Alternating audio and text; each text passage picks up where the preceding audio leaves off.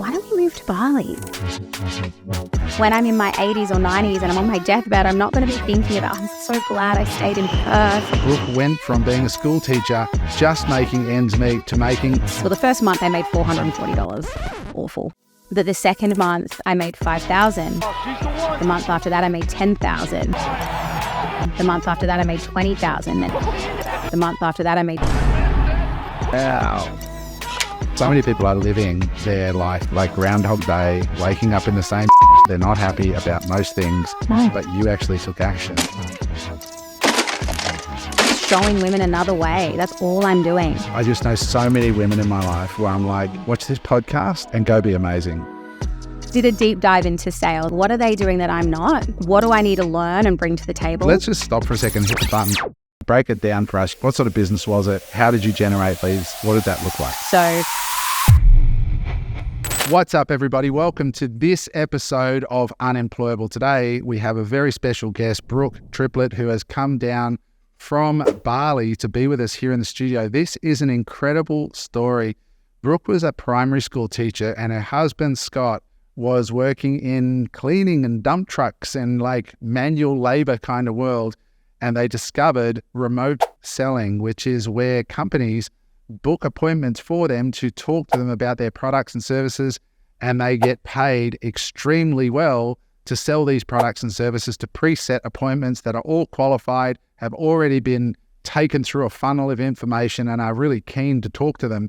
And it's such an interesting interview because we see how Brooke went from being a school teacher, just making ends meet, to making up to $30,000 a month regularly, working 20 hours a week from a villa in Bali, while her husband does even better than that, doing the same thing. So in this podcast, we dive into exactly how that industry works, how much they get paid, why selling is not what you think it is. So many people have negative connotations around selling. It's skeezy, it's this and it's that.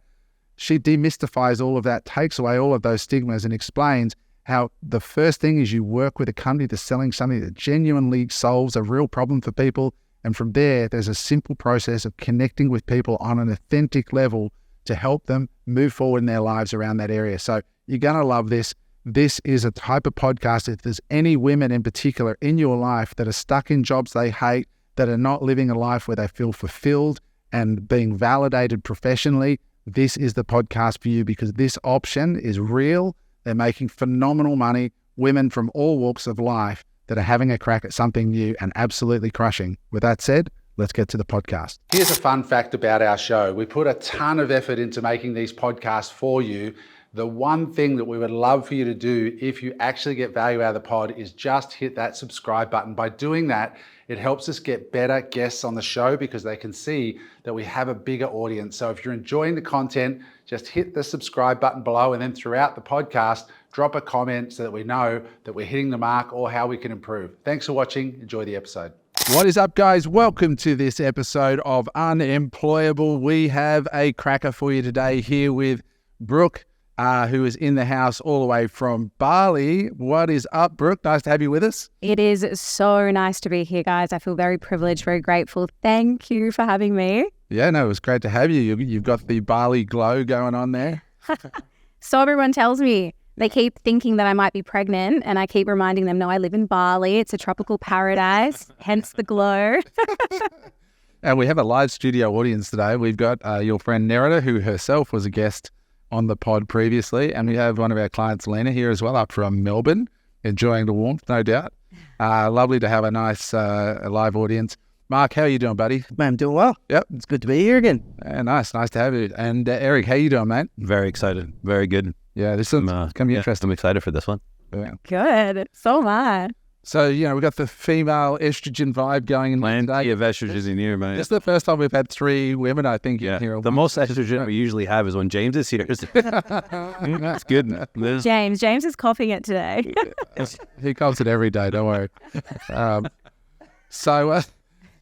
Brooke, you've just overcome dengue fever. What a place to get dengue, hey? Yes. And I was meant to be here last week. So thank goodness I was able to come on now. But yeah, dengue is not fun. That's hardcore, right? Be careful of the mozzies in Bali. But I was fortunate enough to have dengue and influenza B at the same time. So that was fun. I'm glad you're sitting beside Mark. I'm just sitting here going, I don't even know what dengue is. Should I be No. Okay, dengue isn't contagious. It's from a mozzie. And I think it's 1 in 100,000. So I was very unlucky. It's not the mozzies that Bill Gates creates, is it? That's a good discussion. Way to get us banned off YouTube. Thanks, mate. I appreciate that. So, Brooke, like, this is an interesting story. And when Nerida told us about you, I was really curious to learn more. And I jumped on your website. And for those who are curious to look Brooke up and see what she's all about, you can go to her website, which is shesells.online. So she sells seashells. By the seashore. By the seashore. The tongue twister. But just shesells.online.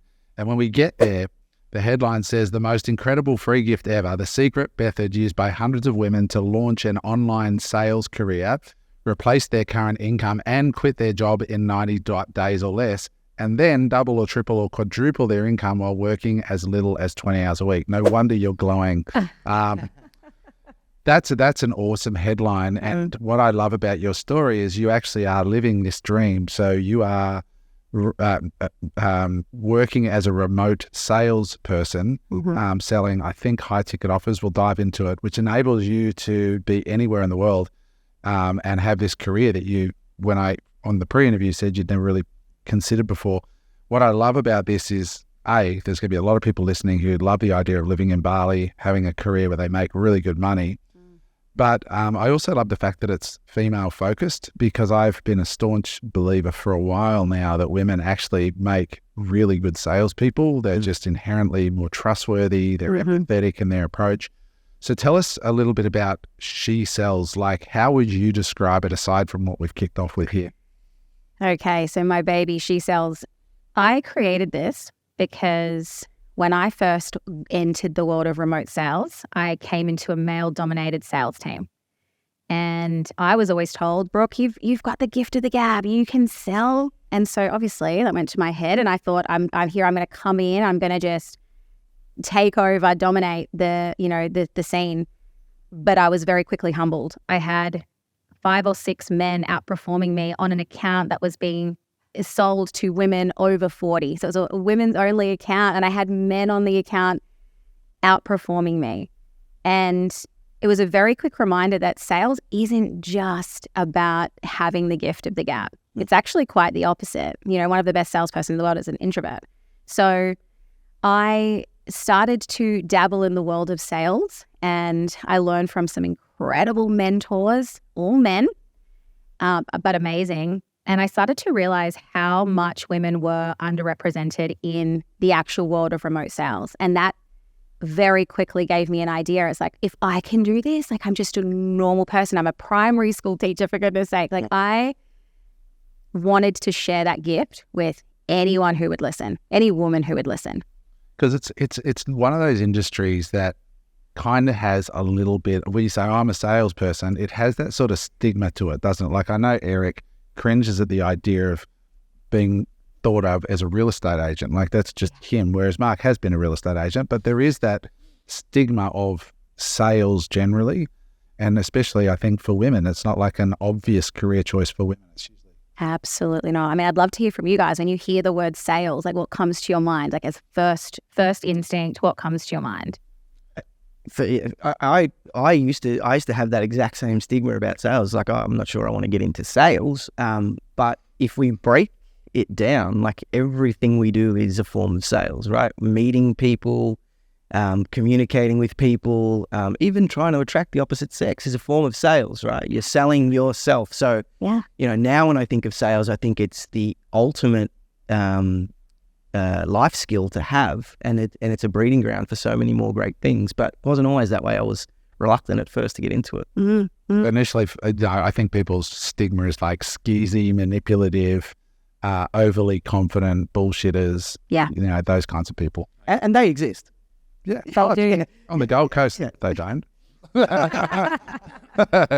Okay, so you get into this world of sales. Let's just stop for a second and hit the button. Can you tell us a bit about this? What was this over 40s female-focused product and account. Well, you said an account. Like, what does that mean? Like, break it down for us.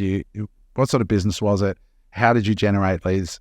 What did that look like? So it's about your learning journey there as well. Yeah, oh, for sure. So it was, it's a high-ticket fitness offer for women over 40 and 50. So it was selling menopausal programs to help women lose weight. Okay, the programs offer from, I think when I first started, it was 2,500 up to say 4,000, and now it's beyond 6,500. That's like the biggest package that you can sell. So that was the account.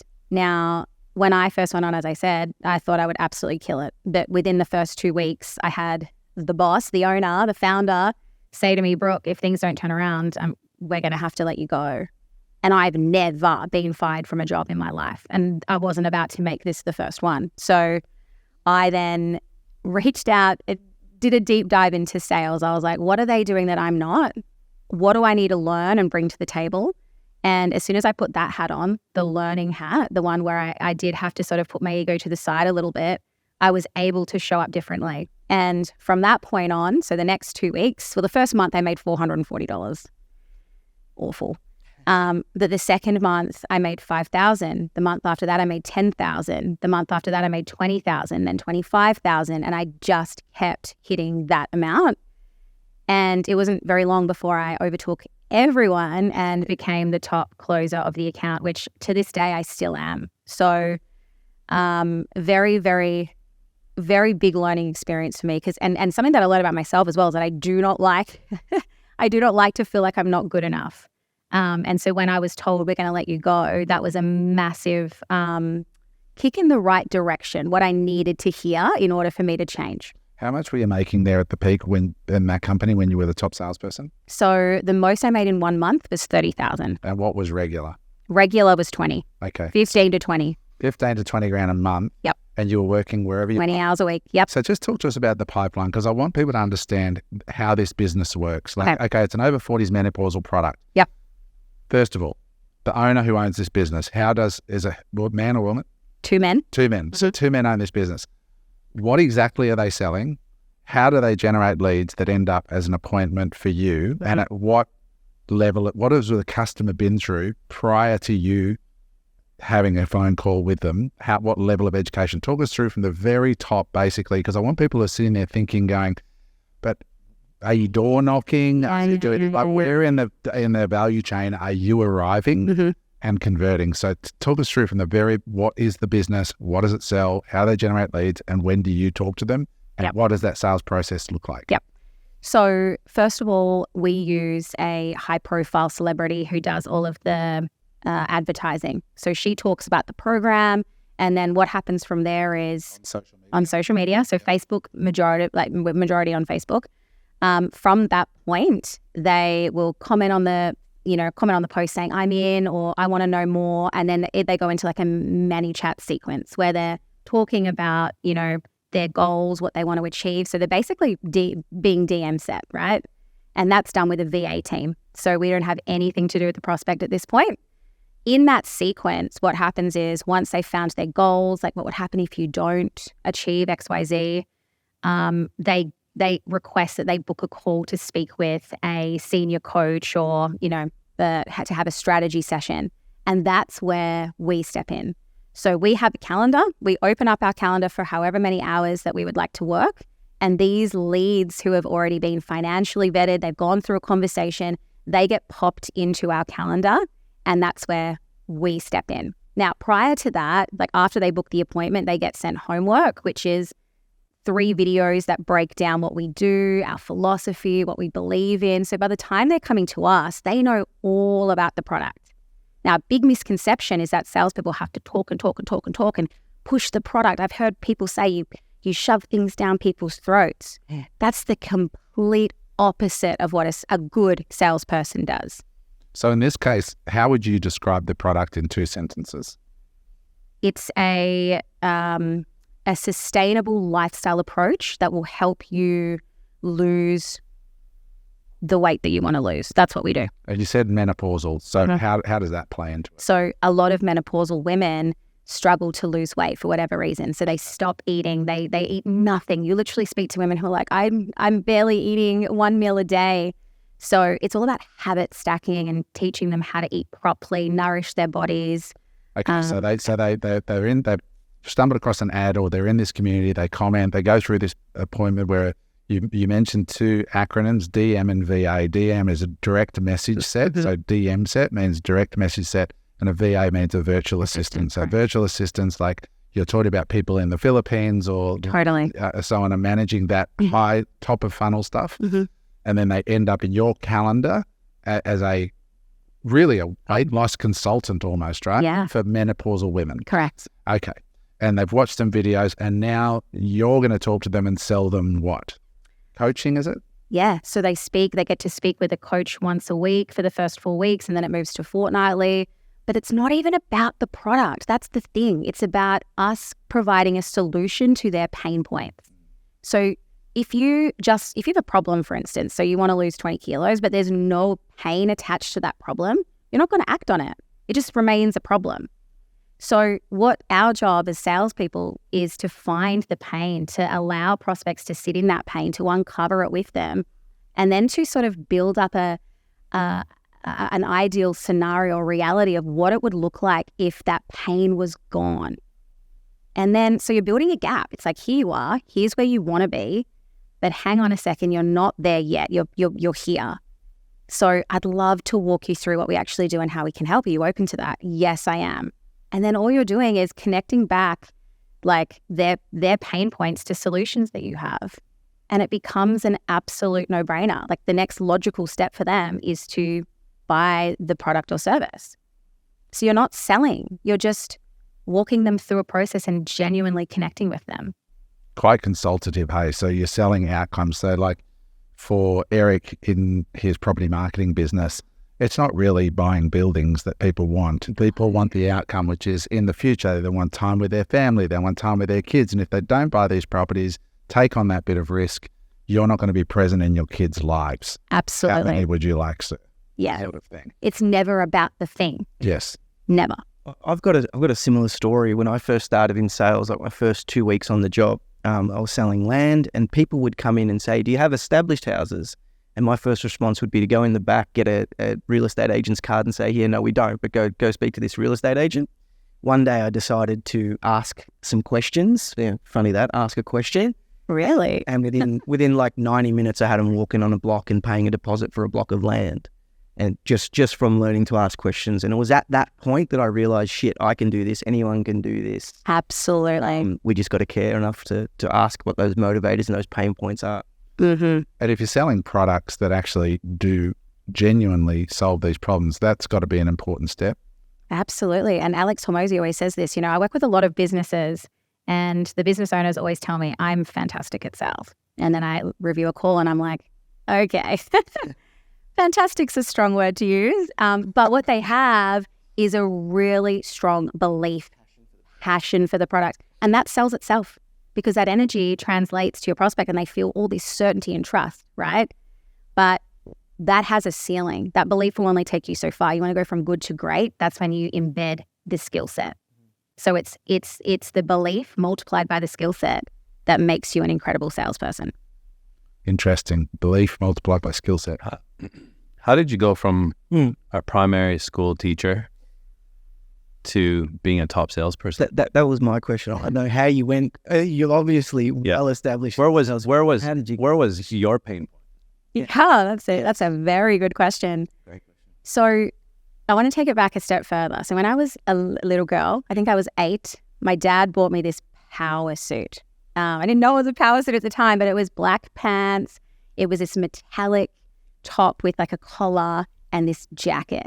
And I put it on, and he caught me dancing in front of the mirror, and I was singing, I'm a businesswoman. So from the very beginning, I've always known that I'm destined to be in some kind of business. But I lost my way along the way. I fell into the trap of finishing school, going to uni.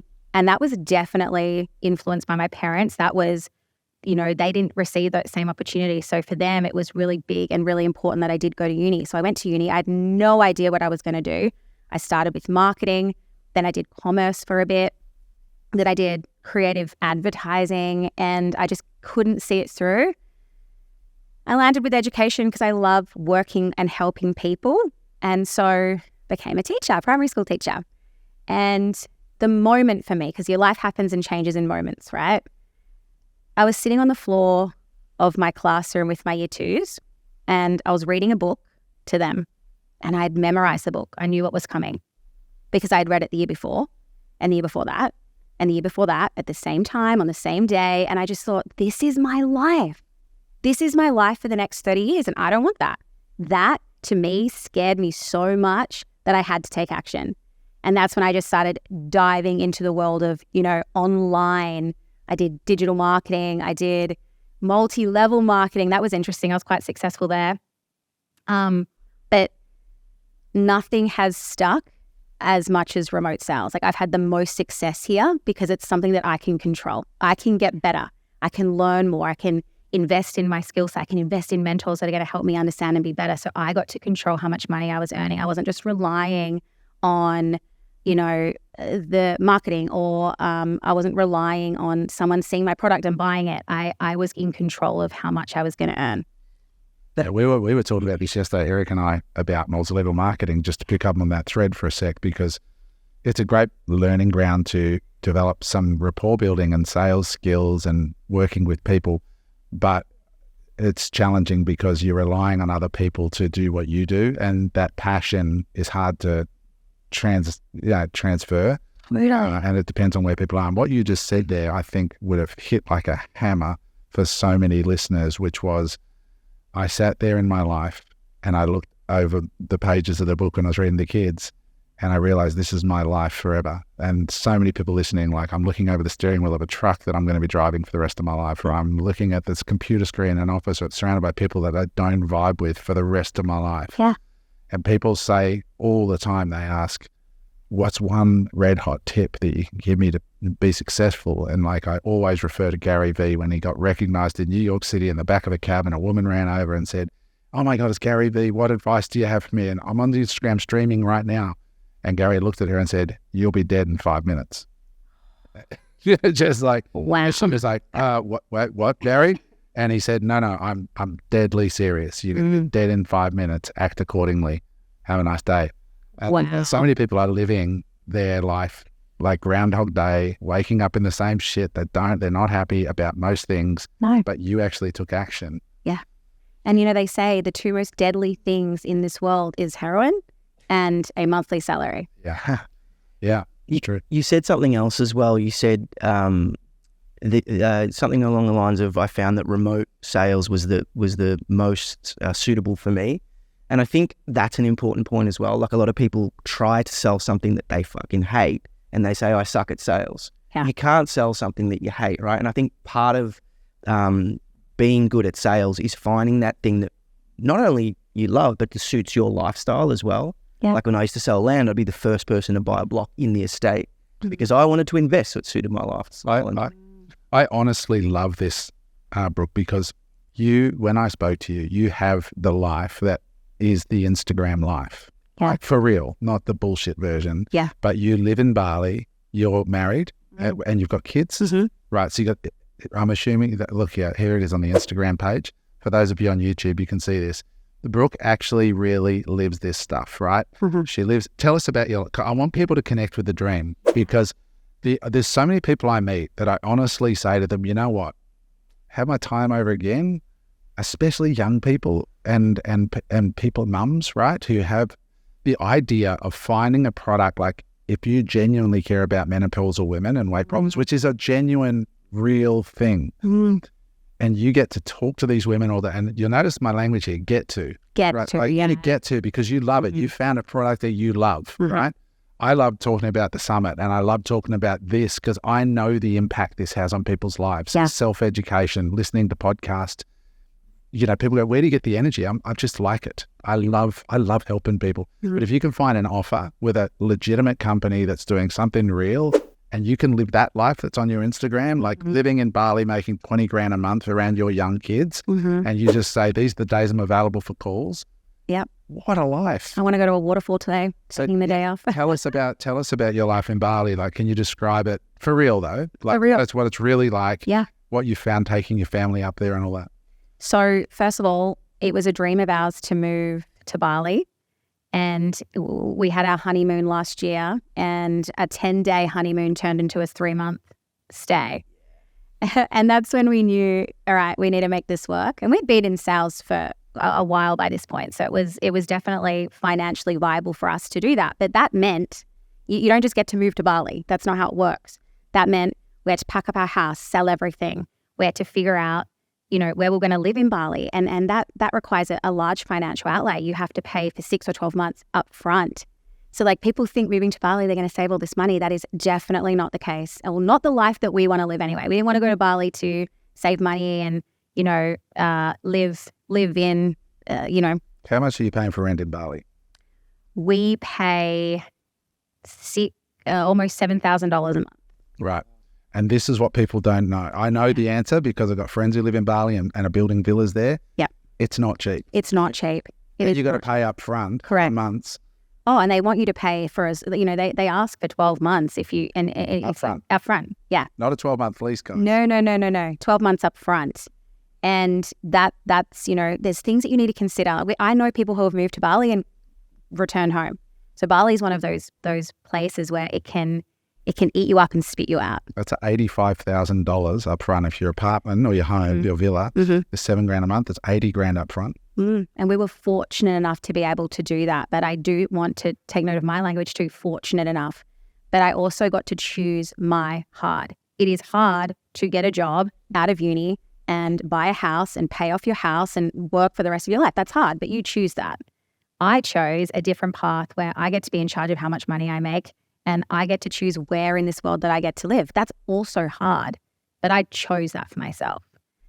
Which I think is really important, is you can choose that too. Is hubby in sales as well? He is. Same sort of thing? Yes, but it took him seeing me and the earning potential that I was making for him to go, I'm going to quit my dump truck driving, because we thought we were ballers. Could I just say that? Like when I was working as a teacher and he was working as a dump truck operator, we were like, this is the life. We were earning not even 10K a month, not even close to that.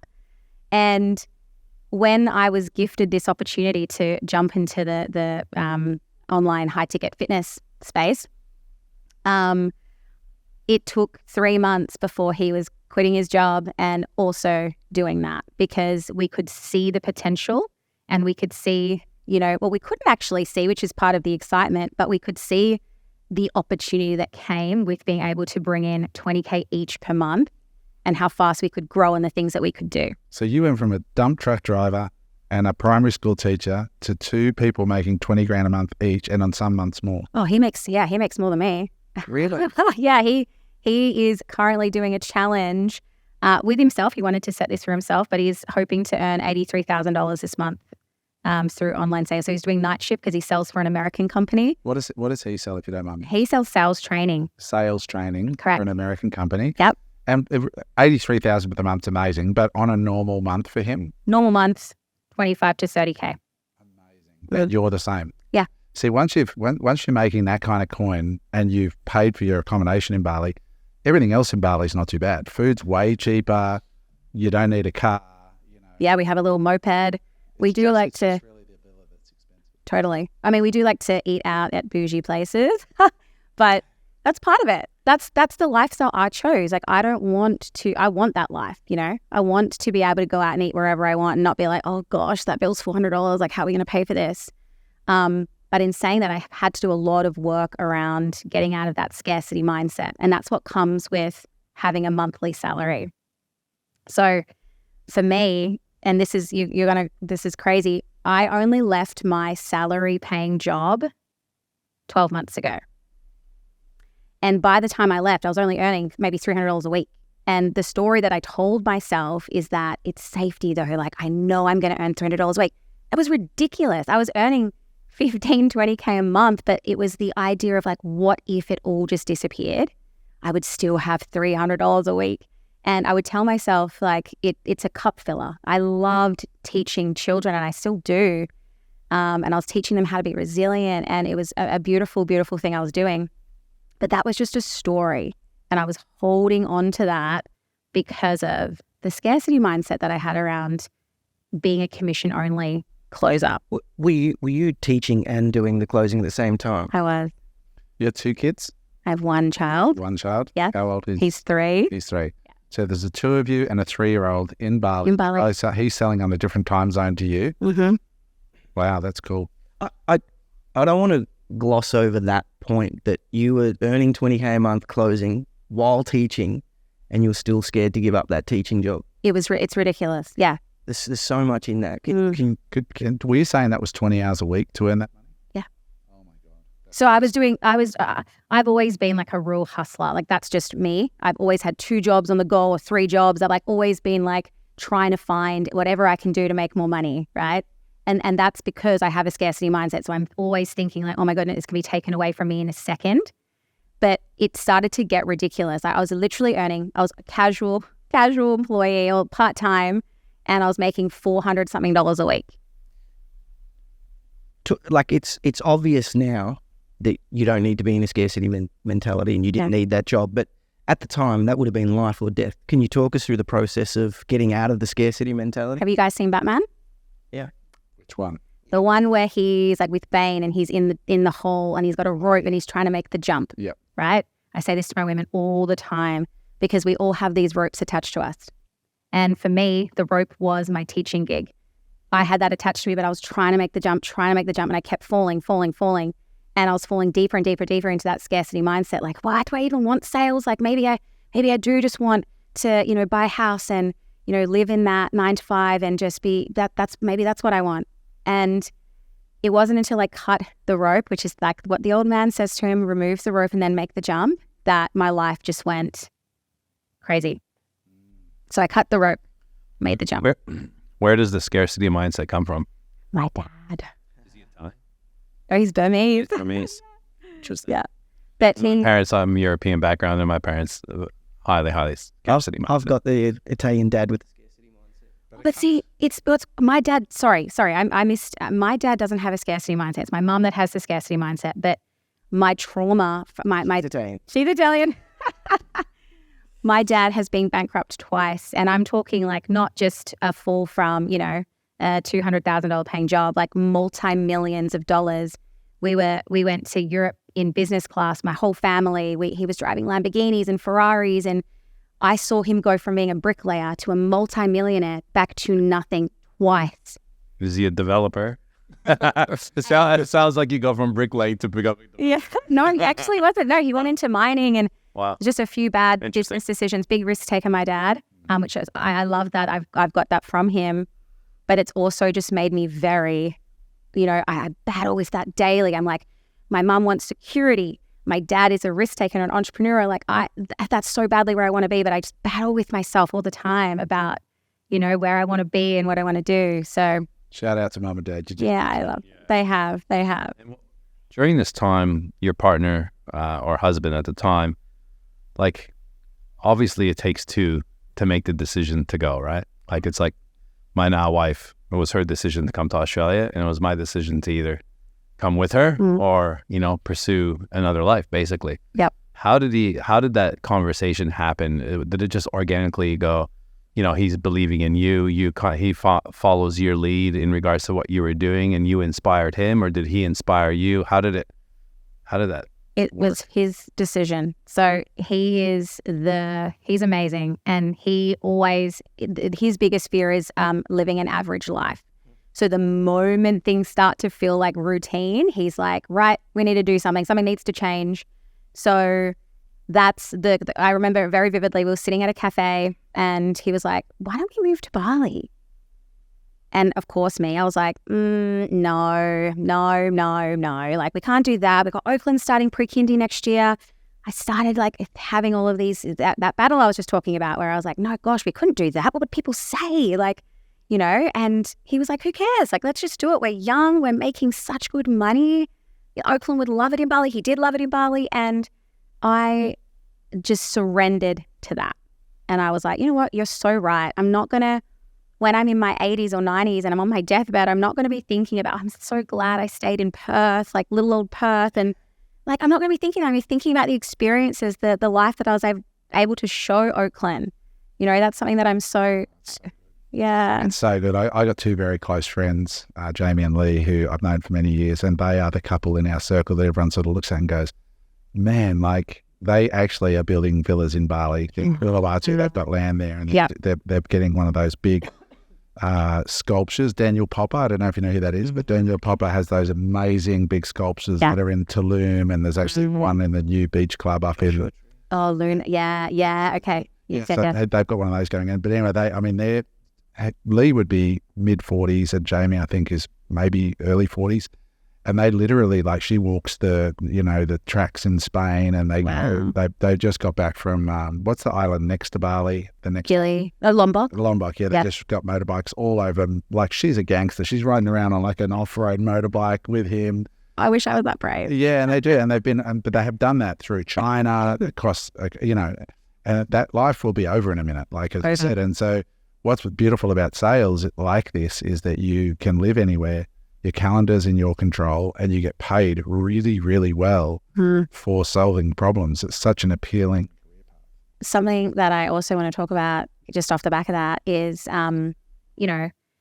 I tell my girls to say yes to opportunities, even if they're not the right opportunity. Just say yes, like say yes more, say it loudly, say it as often as you can. So the other day I was gifted an opportunity to fly to Cancun to attend the ClickFunnels Mastermind event, which again, when I was offered that, I thought, no way. Like, how can I do that? I'm on the podcast today. Like, who's going to look after Oakland? Scott's in Bali. Oakland's in Perth. Like, there's no way that can happen. Gave him a partner objection. Gave him every objection under the sun. He was using my own strategies on me. And I was like, it's not going to work. It's not happening. And then I sat back and I thought about it. And I was like, what are you doing? You're literally, I'm holding myself to a lower standard than what I expect of my girls in the community. And I really, so I rang him back and I said, yes, I'm coming. So tonight I'm flying out to Cancun to attend the event. And I'm really proud of myself for taking that opportunity, because so many people have been like, what about Oakland? Like, what about your family? Like, what you're going to be away from them for all this time? And it's like, yes, I am. I get to make that decision for myself because I know that's going to propel me forward. Giving yourself permission is such a big part. We talk about it all the time. And people are constantly just addicted to and in the habit of just saying no to everything. And you're like, oh my God, like, why? While you're in Cancun, can you say hi to Pedro Martinez? That's the club promoter. That's where we used to go for spring break. Legit. We used to go to Cancun, Mexico, honestly. And there was a guy named Pedro, and he used to I'll find him. All the clubs. Sure, there's 10,000 Pedros. Yeah, but it is honest. Have you been to Cancun? No. And I told my mom I said to my mom, I'm going to Cancun. She just burst into tears. She was like, no, you're not. Like, you're not going to come home. You said this is like literally just panicking. No wonder I get that warrior gene from her. But it's just so funny because my parents still to this day don't really know what I do, because it's not aligned to, their belief of going to uni, buying a house. Yeah. And so when I said I was doing that, she was like, it just overwhelming sense of emotion just took over, and she just started crying. And then my dad's telling me, like, make sure you don't go to these kidnapping bars. And I'm like, what are you talking about? You do have to be a little bit careful. Yeah. It sounds like my mom. Stay within the main areas. But how long are you there for? 5 nights. I've been to Cancun. I can't talk about That's another podcast. I'm very jealous. Yeah. Even well done. Even the education and the things that you can give your son Oakland from just going on a trip like that is so much more valuable than the week or so that you're not with him. And it's always friends and close family who are the ones saying, like they say to Dom and I all the time, we get when Frankie turns 5 and she has to go to school, you won't be able to live the life you're living now. And I'm like, huh? Like, no way. Like, the education that you can learn on the road or with a parent who's exposed to these kind of things it's hard, but I think it goes well beyond the norm. I actually heard you guys talking before about primary school teachers and how, children aren't equipped for the jobs that they're going to have in the next 10, 15, 20 years, and they're not.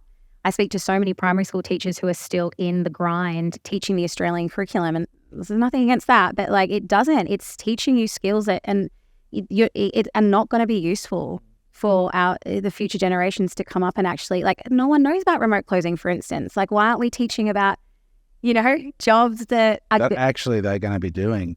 I see it because we're right next to two of the biggest private schools on the the two biggest private schools on the Gold Coast. You see the mums rocking up there in their Range Rovers and dropping the kids off and just in their outfits, and it's great. But that's not going to be the world that they go into. It's such an old education system. Absolutely. The young people tomorrow are going to be chat GPT, remote, all over the world. There's going to be they've got to be global citizens. Absolutely. In my mind, either physically or dealing with the entire planet from a business point of view.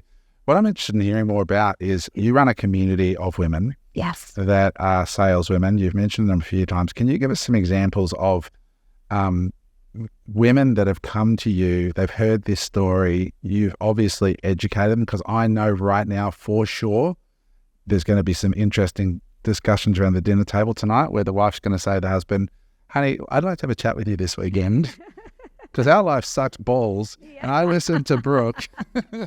So true. And I'm fucking done with this shit.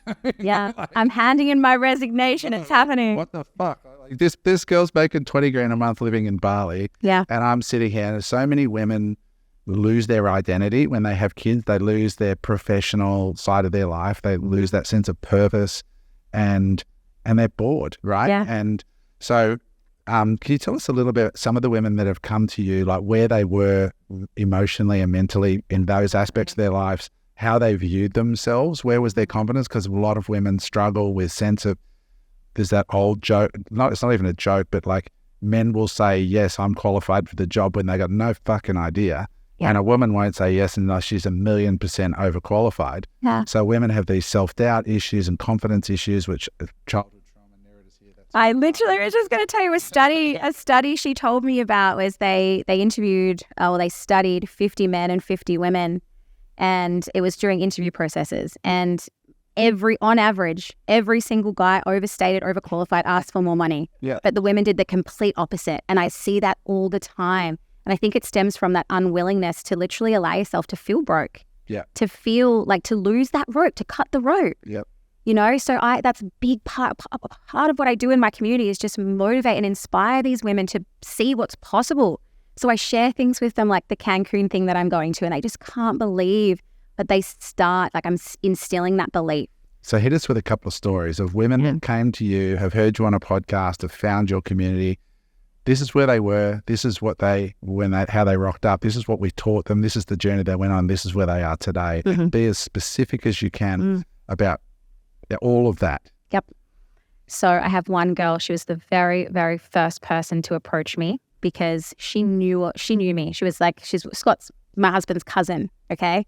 So she knew that, she was seeing my life, and she was like, oh, what is going on? She was a nurse, and she said to me, I'm just done with it. I don't feel valued. I don't feel heard. I'm working my butt off, and I'm not even making $5,000 a month. And so she came to me and was like, can you help me? And I did it for completely free. I thought, this is going to be the first person that I can test the waters. Like, can I teach someone who's come from a nursing background? Can I get her to be a remote closer? And what's the time frame? And how long will it take for her to, replace her income? So we started doing sessions together. And within the first 90 days that I worked with her, she was replaced. She was placed as a remote closer for a fitness company who work with nurses. So very aligned to her experience. And she matched her income as a nurse within the first month of being there. What was she like when she first saw it? What was her perception of what you did at first, and her perception of her ability to do what you did? Did she look at you like going, I don't know about sales and I couldn't do this? What journey did she go on emotionally and psychologically? I don't like talking on the phone. Sales is so manipulative and pushy, and I definitely don't want to shove things down my friends' and family's throats. MLM. That's exactly where I was going with that. And this is what's so unfortunate is people are so much more clued into and savvy now about sales, being in a sales process. So there's like all that resistance that you're getting from your prospects before you even speak to them. So the landscape is changing. You need to be authentic. You need to show up authentically. You need to build a genuine connection with your prospects. So as soon as I started talking to her about that and how I do it, and I, shared some call recordings with her, her perception quickly started to change. She started to realize, oh, I'm not doing all the talking. I'm not just presenting a shiny car.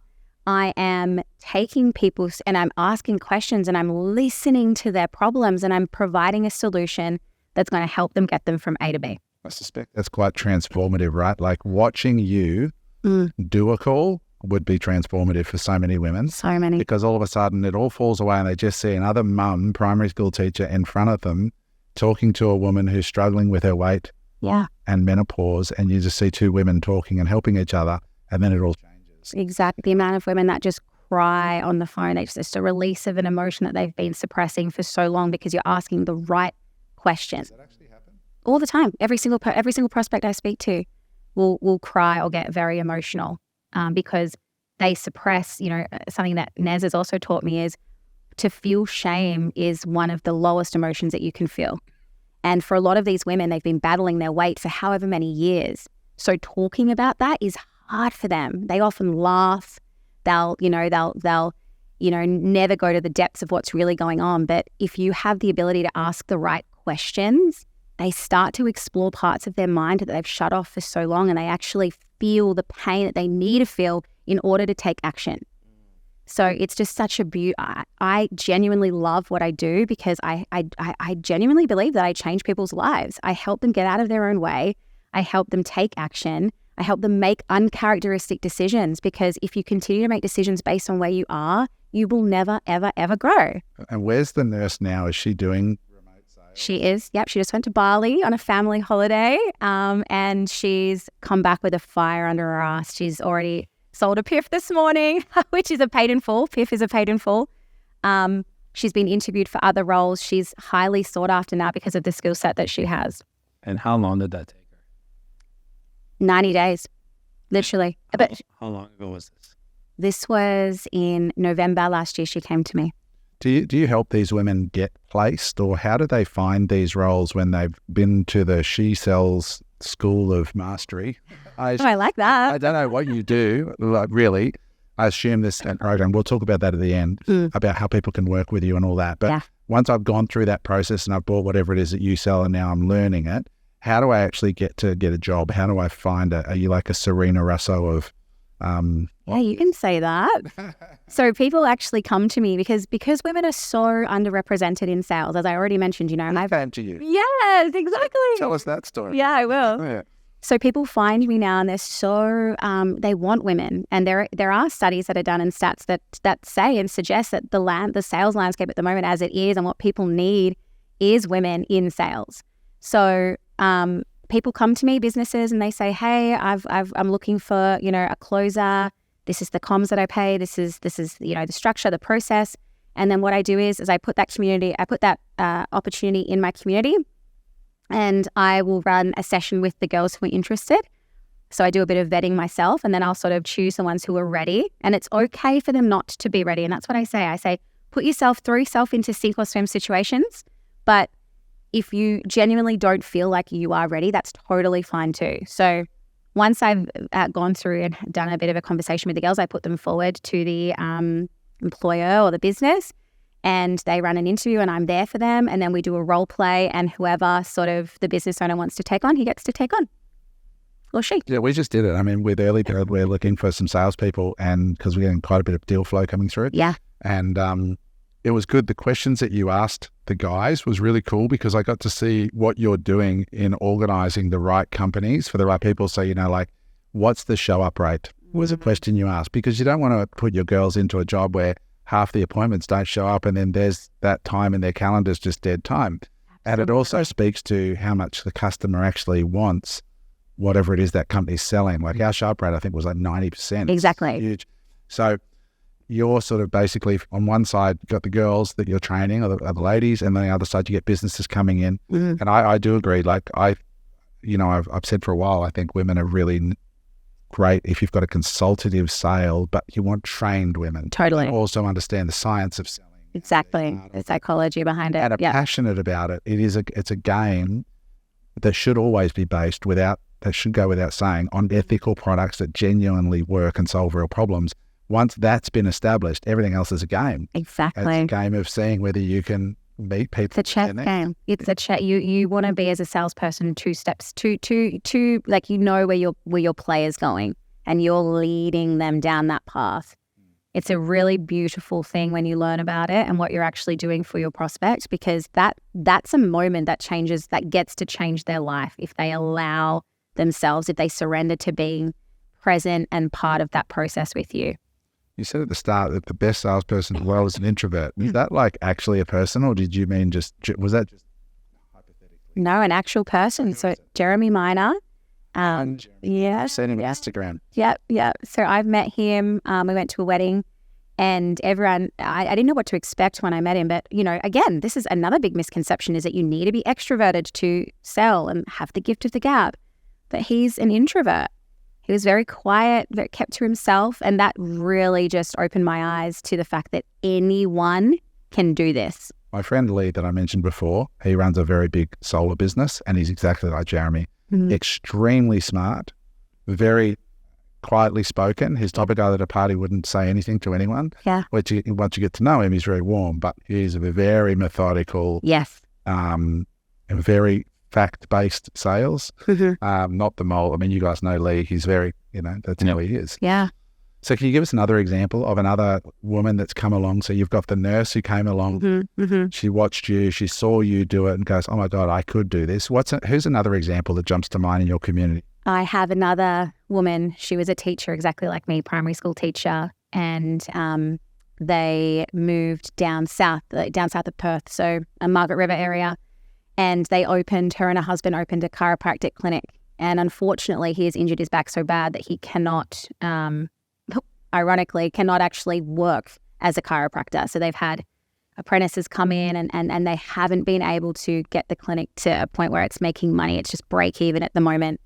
So she's in this situation where she's like, right, I've got 2 choices. I can go back and be a teacher, which I don't want to do. I don't want to leave my 3-year-olds at home. I don't want to be a teacher, or I can throw myself into remote sales. Now, I know she won't mind me saying this. She was probably one of the worst salespeople that I've ever started with.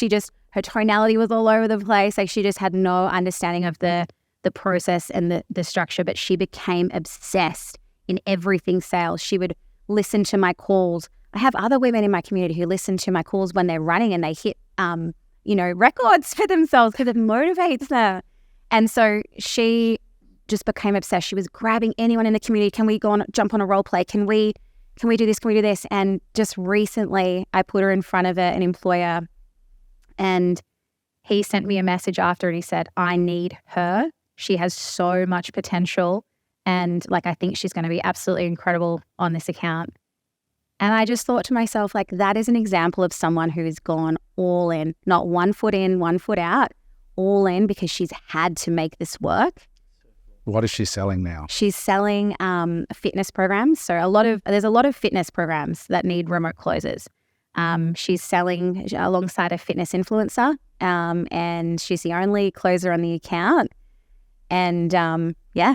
So how do those calls go? So she rings up, hey, you've been following, ABC person, and you inquired about the coaching program. Then there's a structured, is it a PowerPoint presentation? Is it a discussion? How is it? Exactly. That's the thing. When you learn the methodology and you have the framework, you can sell anything. But is she selling off a deck, or is she just selling? No, she's just selling over the phone. Just on the phone. Is it a Zoom call or a phone? This one's a Zoom call. So you do a Zoom call? Yep. And she takes her through the process. So she, again, this is what. Why, yeah, let's get your buying blueprint. Why are you here? What attracted you to, the influencer? What was it about the ad that attracted your attention? Okay, awesome.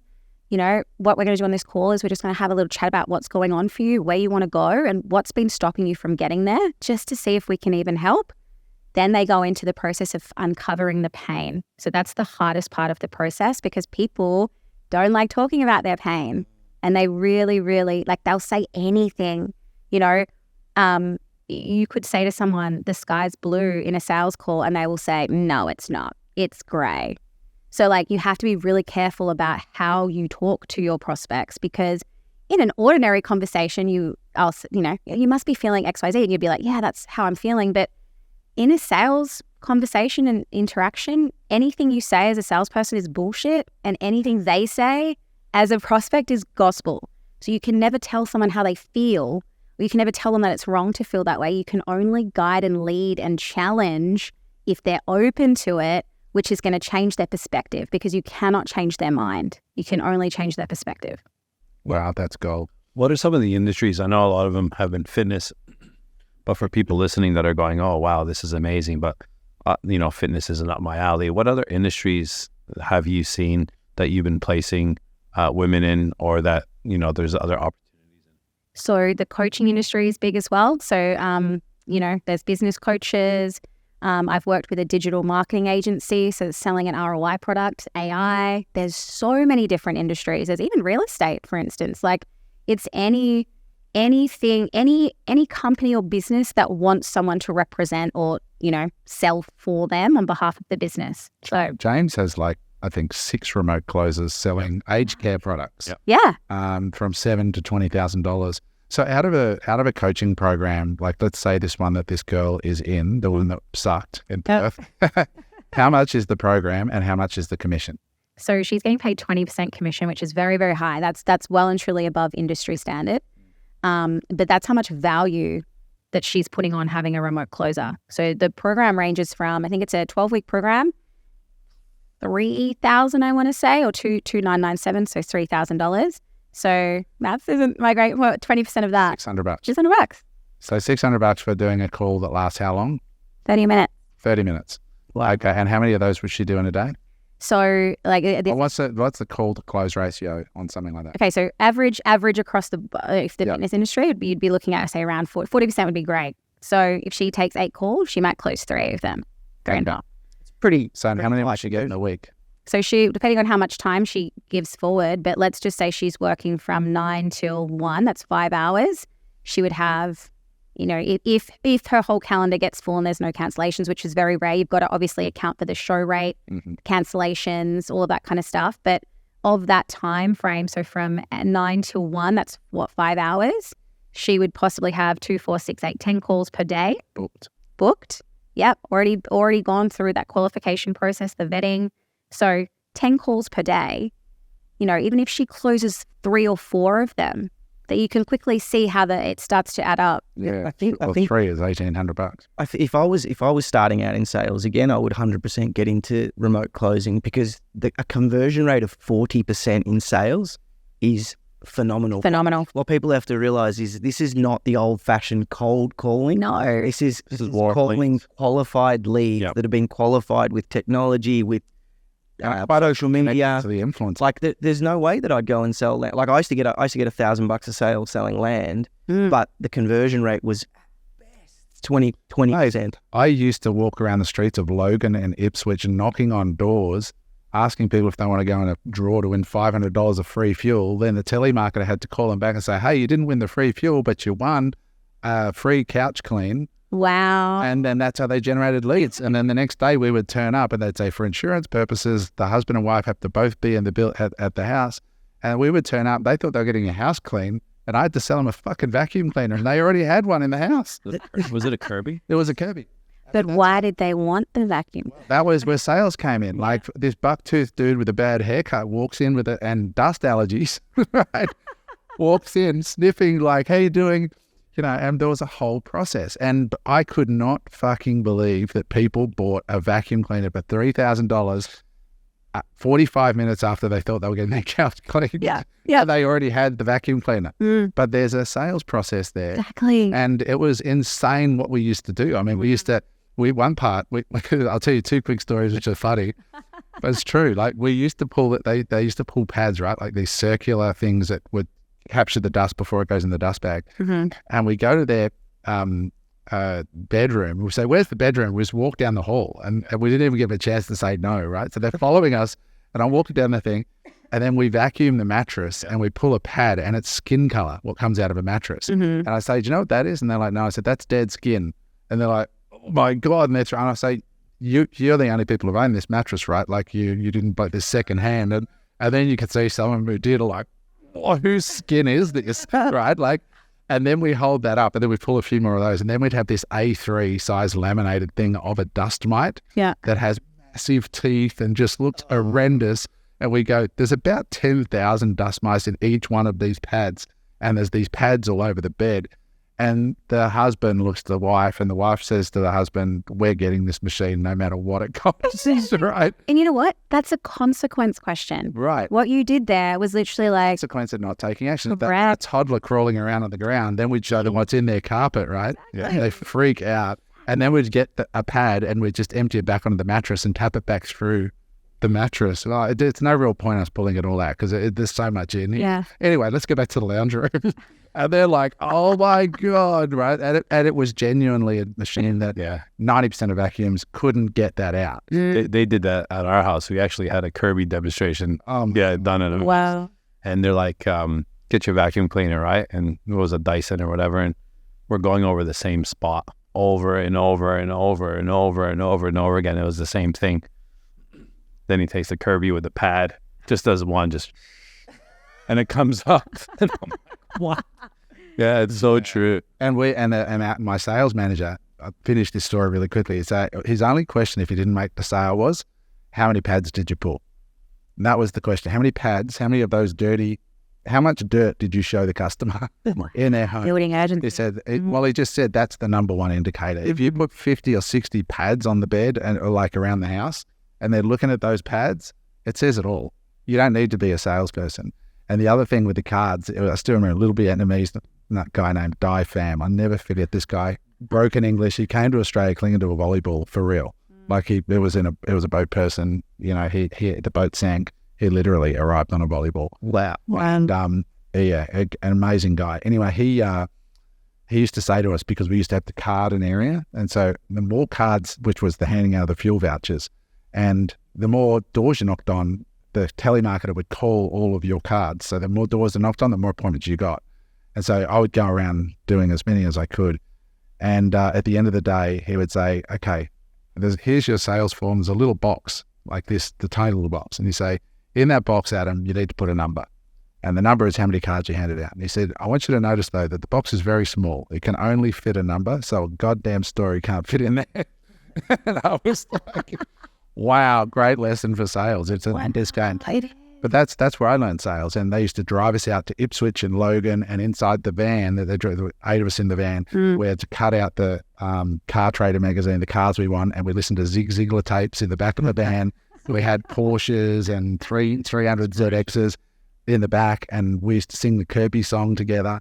That was old sales. Yeah. Now you look at where you guys are at, and you've got the influencers that people are connected to and love and are into what they're doing, and then they get to talk to somebody who works for that influencer for the opportunity to work with them. Yeah. It's such a different world now, and with somebody like you coaching and helping, I think it's such a powerful opportunity. And there was no, like, just on the fact that I'm a woman, you know, when I learned how to sell, it was from men. And that was great. I've worked with some of, you know, I was lucky enough to work with some of the biggest people in the game, which is incredible. I'm very, very privileged and lucky. But a lot of what they were telling me and teaching me didn't resonate with who I was as a woman. It was really against, you know, me. And I clearly remember the script, right, when I first started. And within the first couple of sentences, I was expected to say, oh, and if at the end of the call you feel like this is a good fit, we have an action taker discount that, you know, only you will get on this call. And to me, I was just like, that is giving sleazy car salesman from the get-go, and I'm building all this unnecessary resistance. So I would find myself saying it under my breath and almost bringing on the prospect to be like, I'm not interested in that. I'm not going to be moving forward. But I was actually bringing that on because of how uncomfortable I felt with saying that. So masculine to me. So it took me 3 months to convince the business owner to remove that. And as soon as we did, the quality of the conversations were just so much better. No one wants to be sold to. No one wants to feel like they're in a sales process. So eliminated that. Another thing that was quite masculine that was going around circulating for a period was, and so, you know, what's your home situation? Do you live with anyone? Yeah, I live with my husband. Okay, cool. And does your husband know that you want to lose some weight, or is this a bit of a secret mission? Like, yuck. And the reason I don't like it is because you're actually suggesting that this is naughty. You know, if she says, oh no, he doesn't know, it's a bit of a secret mission. Like, the word secret has a negative connotation attached to it. So you're literally planting that seed in their mind. Again, just that did not feel authentic to me. And I felt very masculine and just I did feel icky saying that.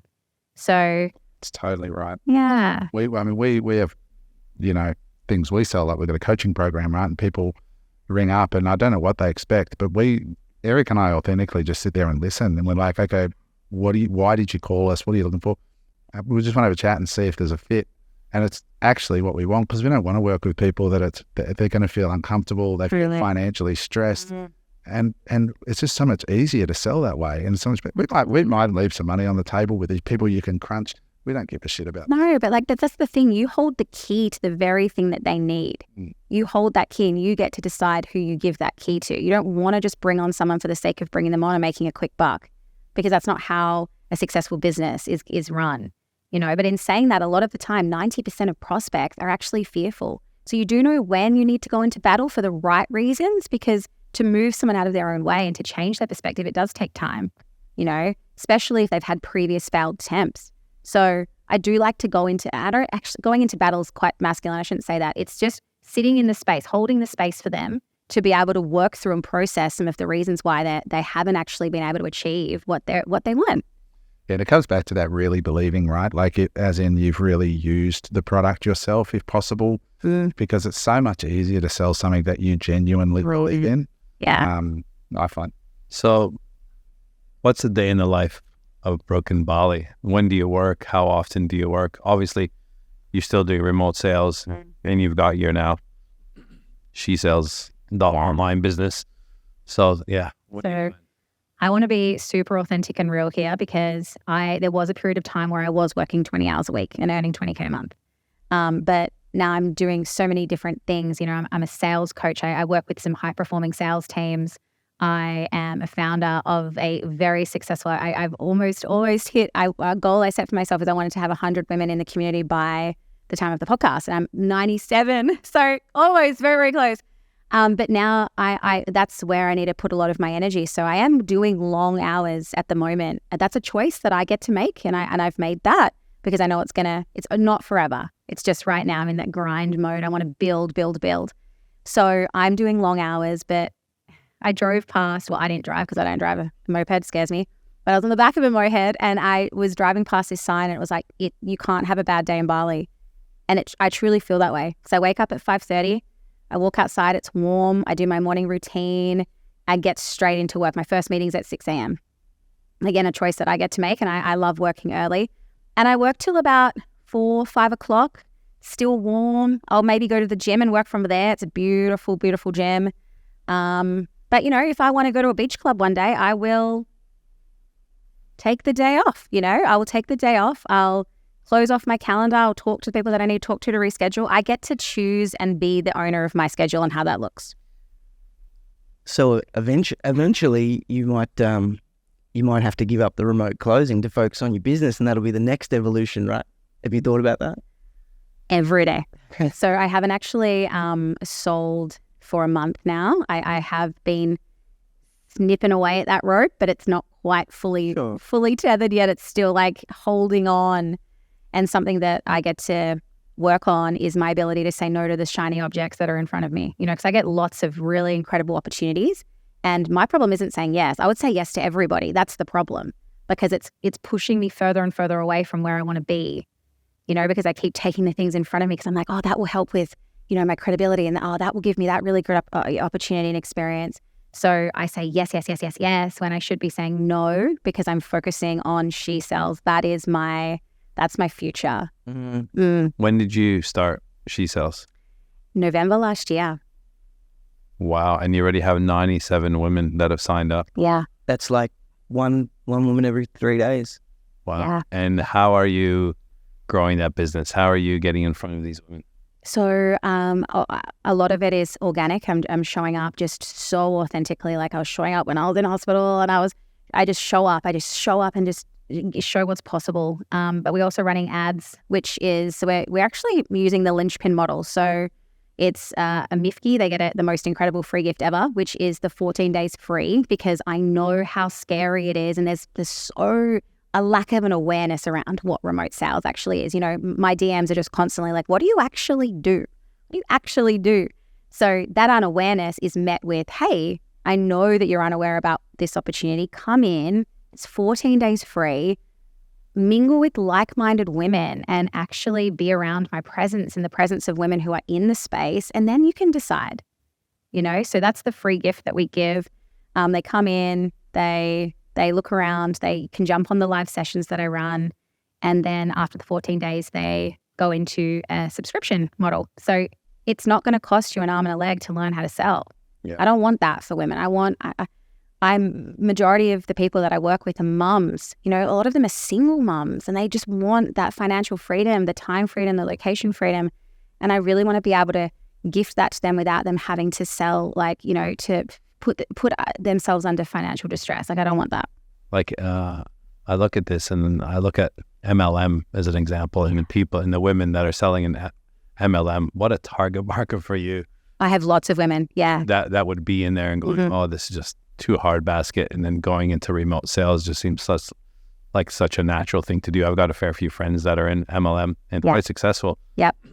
But they tell me the stories of the women that, join, and men that join, and they're all gung-ho, and then 6 months later, they drop it and go and do something else, or they still have that rope that they've never cut and they just go back to what they were doing before. But I can see, if you could get in front of more of those type of women. I know. And it's crazy when you're in the MLM space, you're really absorbed in that community and that culture.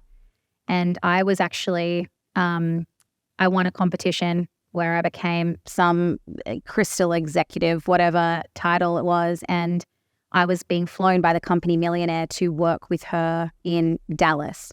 And when I got back to Perth and I was about to fly out, for whatever reason, I started to question, is this me? Am I being authentic here? Because the way that I won that competition just didn't feel good to me. And I'd lost a lot of friends and my family had started to say things to me like, you've changed. And so I actually didn't go. I turned down that opportunity. She had already bought the flights and her words to me was, you will never come back from this. Yeah. Does that drive you? That drives me because I was like, yeah, it does. It does. And she was right. I never did come back from that. That was my end of days with multi-level marketing. But I'm so grateful for the lessons that I learned from that, because that to me, it further reiterated the fact that sales was sleazy. I believed that.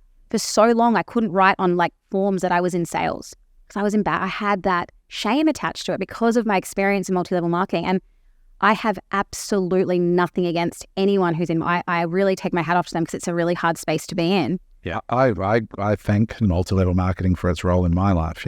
Because I joined Amway, and that's where I discovered to read. It was the first time I ever read a book outside of school. Was because I went in Amway, and they gave me The Magic of Thinking Big by David Schwartz, I think it was, and that started everything. Can I ask you, why did you choose Amway, or why was multi-level marketing so appealing to you? Well, I was brought up in a church, and there was one guy in the church who had a Porsche, and he was the only guy that had money. Nobody else had money. And I remember looking at this guy, and now he wasn't in Amway. He owned a whole chain of photo labs. Yeah. So I knew I wanted to be successful. And then the only other guy that I met him randomly through my wife at that time. I was married when I was 19, and she worked at a cafe called Froggy's in near the Hyperdome, Logan Hyperdome, where they did Browns Plains. And this guy came in one day in a BMW, and he looked really flash. And I said, "Oh, mate, what do you do?" And he goes, "Oh, I distribute products for some of the biggest brands in the world." And I was like, "Oh, my, wow." That turned into him drawing the circles and selling me Amway. So you're about to be one of those people. Was it called Network 21? Network 21. Well? Yes, yeah. And so Network 21, and he said, you got to buy the tapes and the books. And so I did all that. And but what drew me to it was just the events. I got to turn up and there's people in the room and they were all positive. And then this person's become a diamond distributor or whatever their names were. I was like, oh my God, I have no idea what that means, but it looks awesome. And I'm reading the books and I was like, I got excited. And I was like, holy shit. So you can make money like being an entrepreneur or on your own terms. You don't have to have a job. Nobody ever told me this. And the first guy I went and pitched was the guy with the Porsche in the church who laughed at me and said, get a real business and fuck off. Basically. Oh yeah, you gotta expect a few of those. He just absolutely cooked me. That's not a real business. If you want to get a real business, do that. Anyway, I still to this day, it was awesome. And sales has been such a transformational thing to learn. Absolutely. I think it's... For me, multi-level marketing was a ticket out of my 9 to 5. I saw it as an opportunity for me to really change my life. And it's so crazy, the power of influence, like sitting in a room with people who are, all just positive and like-minded. And that in itself was so powerful for me. Like there's things that I've learned from multi-level marketing that have still to this day, one of the biggest pieces of advice that stuck with me is fake it till you make it. Yeah. And what that did was allow me to have the confidence and conviction in my sales interactions. Kirby permission. Yeah, but the crazy thing is I'm actually quite the opposite, which people cannot believe. I come across as very confident and I am to an extent, but I do also deal with a big imposter syndrome and an inadequacy wound, which I'm working with Nez to work through. But that fake it till you make it, I've just mastered the ability to show up authentically with confidence. But when it comes to myself, and if you were to start to talk to me about she sells and how I feel about that and where I think that's going, you can start to see that inadequacy wound coming up and the feelings of not being good enough. So with She Sells, started in November last year, you got 97 paid clients on subscription. Mm-hmm. Where is it to next? How are you going to grow it? Where do you want to grow it to? How big do you want to get? Yeah. So it will be a multi-million-dollar business. The next step for us is we're actually the ascension ladder. So from the launch pad, which is where people are funneled through to that initial, it builds the foundations, the understanding of sales, feminine sales. And then from there, we have the accelerator program, which is just about to be launched. And that's the next step up. That's to go from I've got a basic understanding to, okay, right, I understand the methodology and the concepts behind why I ask the questions that I ask. Which is really, that's where most of the women will get placed, because what I'm tending to find is the launch pad is just not enough. It's enough to make you go, ooh, I like this. And then the accelerator is going to be right, let's build out that roadmap to your first 10K. How do we get you there? What are the steps that need to happen? I can see a whole recruitment arm here. I think I said it to you on the phone, but there's a company called Support Shepherd out of the States, and Nick Huber actually just bought it from the founders for $50 million US, and they charge, I think, to find you a VA is I think it was $8,000 US. Yeah, we and they're flat out, and people are paying it because they're doing all the vetting, all the training, and then you've got a 3-month guarantee, and they'll switch it out.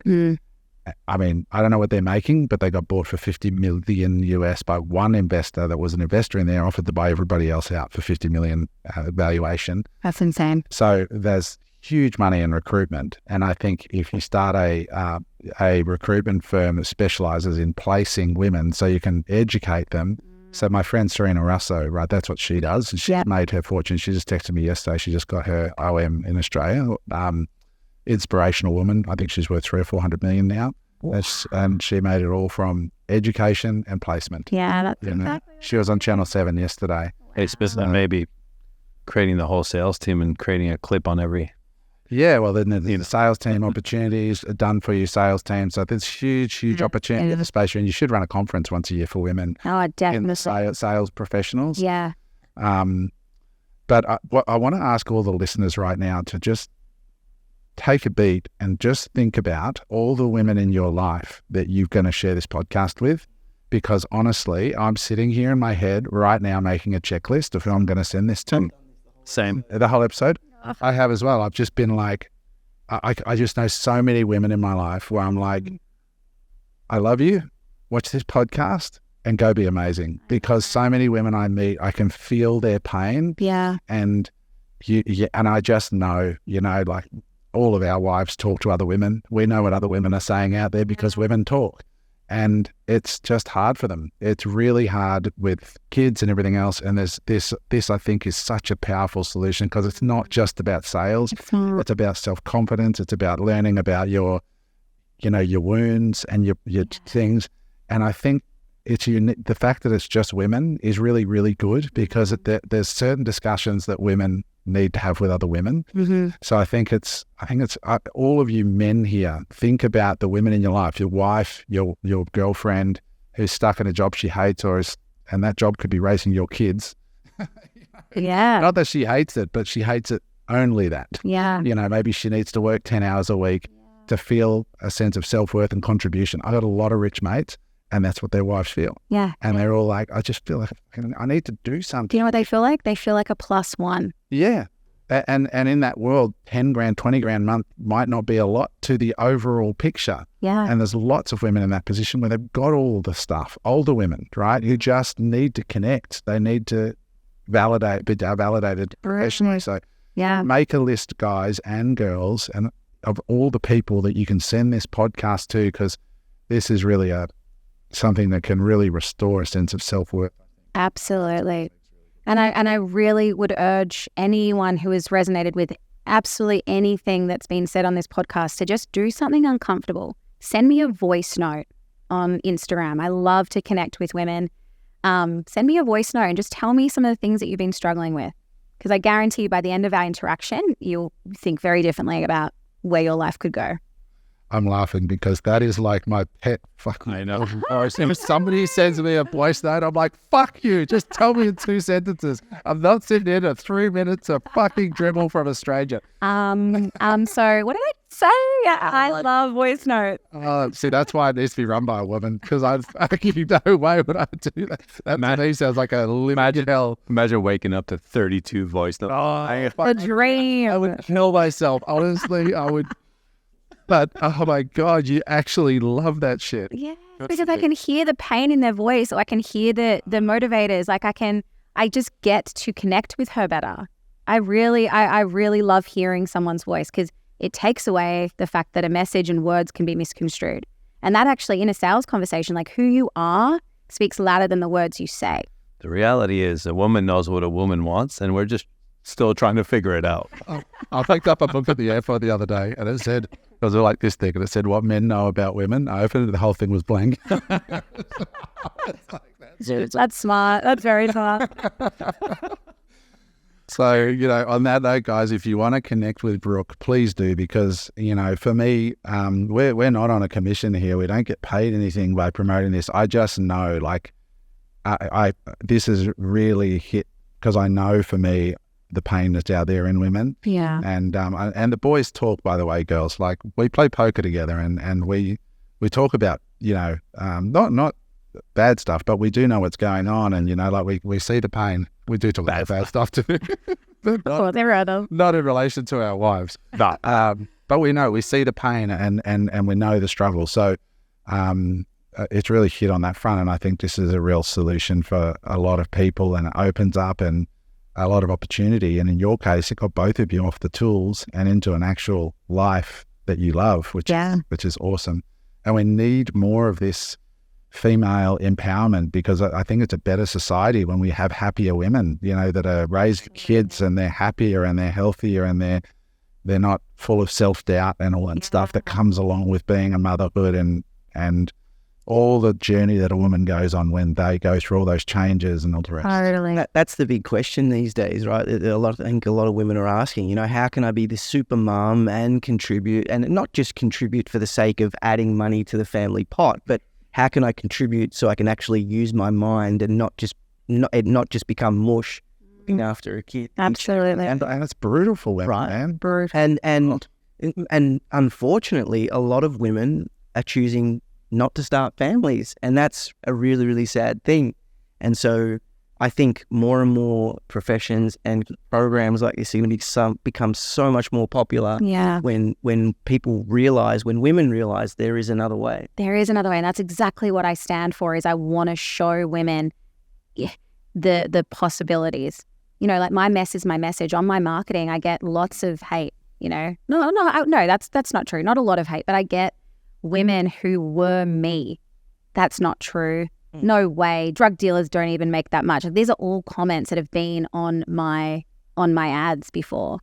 And just this morning, I watched an Alex Hormozy clip where he mentions like cynics can be right, but optimists get to be rich. And so all those people, they're going to stay the same, and that's okay. But those who can watch that and go, wow, the possibility of what that could give myself, my family, like I'm jumping into that. That's the other reason you need to be around a community, because no offense, ladies, but you can all be bitches. Like total savages. Yeah. Way meaner than men. Yeah. Like men, well, you know, they're not as mean as women. They're not. They can be really brutal. They can, yeah. Like literally the other day, someone commented on one of my videos being like, she just wants to take our money, prey on our vulnerability.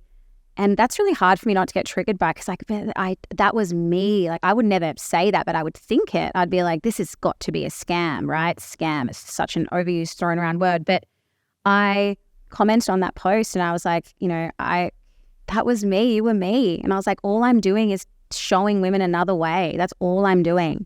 Should have just sent a photo of you at the date club.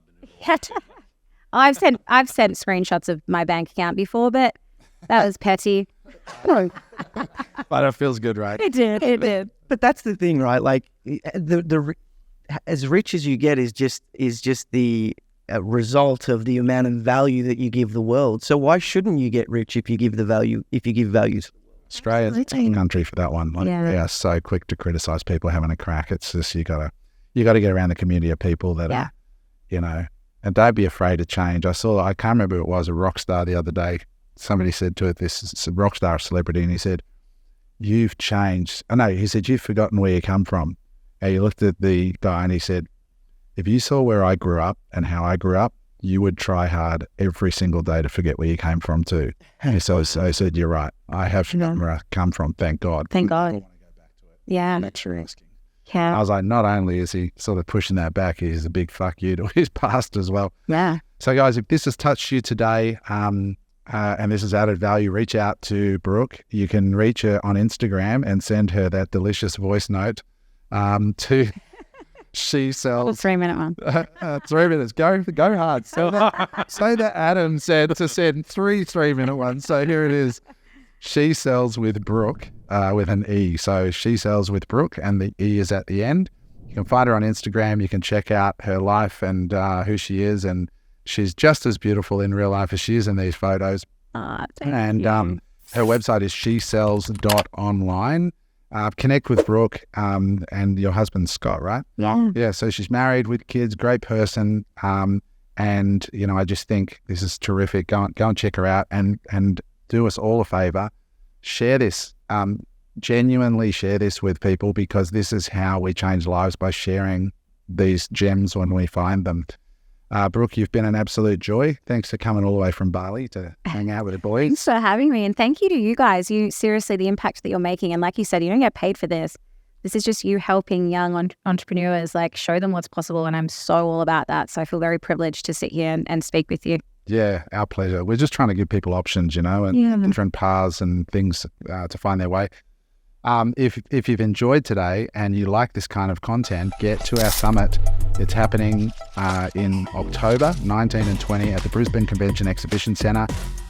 This is where you get people like Brooke and like these lovely ladies that are here. You know, we got Lena here, is another woman killing it. She's a qualified dentist. She's a hustler on the side, building businesses and representing for Muslim women as well here in Australia, showing them what's possible and just not only breaking through glass roofs, but like setting them on fire and leaving them on the ground in pieces. And Nerida, who's doing amazing work. So you'll get to meet amazing women like this, amazing guys like them too, at the event, October 19 and 20. And also, if you are interested in getting some business coaching, let us know. Eric and I are taking applications at the moment. Just go to unemployable.com.au/coaching and you can put in information. We don't have appointment setters at the moment or closers, although we may consider that in the near future. Yeah. If you do make an appointment, it'll be Eric or myself that'll just have a chat with you about where you are, how we might be able to help you. It's not a small investment to do what we do. You know, it's a higher level that's really designed for people in business as opposed to people who are wanting to get into business. But we've got a smaller community than you, but you know, we believe in coaching. We know how much of an impact it's had on our lives. So you can check that out as well. But other than that, go and check Brooke out. And thank you for listening. And please like and comment and subscribe so that we can grow the channel, get more amazing women like Brooke on the show. And we will see you guys in October or on the podcast. Bye. Bye. Hey there, I hope you enjoyed that episode of Unemployable. If you'd like to watch another episode, just click there.